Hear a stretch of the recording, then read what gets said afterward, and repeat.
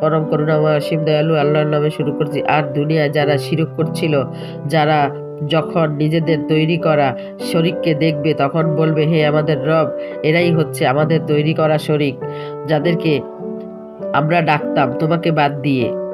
এক কথা, তাদের এই মাবুদরা তাদেরকে পরিষ্কার জবাব দিয়ে দিবে, তোমরা মিথ্যুক। সে সময় এরা সবাই আল্লাহর সামনে ঝুঁকে পড়বে এবং এদের সমস্ত মিথ্যা উদ্ভট হাওয়া হয়ে উড়ে যাবে, যা এরা দুনিয়া করে বেড়াতো।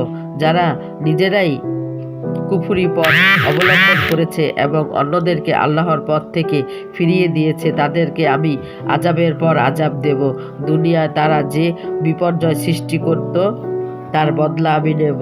হে মোহাম্মদ, এদেরকে সেই দিনের সম্পর্কে হুঁশিয়ার করে দাও, যেই দিন আমি প্রত্যেক উম্মতের মধ্যে তাদেরকে নিজেদের মধ্যে থেকে একজন সাক্ষী বার করে দাঁড় করিয়ে দেব, যে তাদের বিরুদ্ধে সাক্ষ্য দেবে, এবং এদের বিরুদ্ধে সাক্ষ্য দেওয়ার জন্য আমি তোমাকে নিয়ে আসব।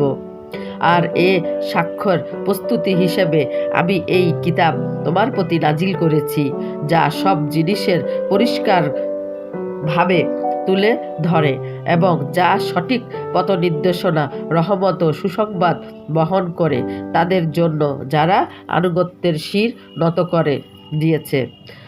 আল্লাহ ন্যায় নীতি, অপরোপকারী আত্মীয় স্বজনকে দান করার হুকুম দেন এবং অশ্লীল, নির্লজ্জতা ও দুষ্কৃতি এবং অত্যাচার বাড়াবাড়ি করতে নিষেধ করেন। তিনি তোমাদের উপদেশ দেন যাতে তোমরা শিক্ষা লাভ করতে পারো। সাদাকাল্লাহুল আলিউল আযীম। সূরা আল নাহল ৮৬ থেকে ৯০।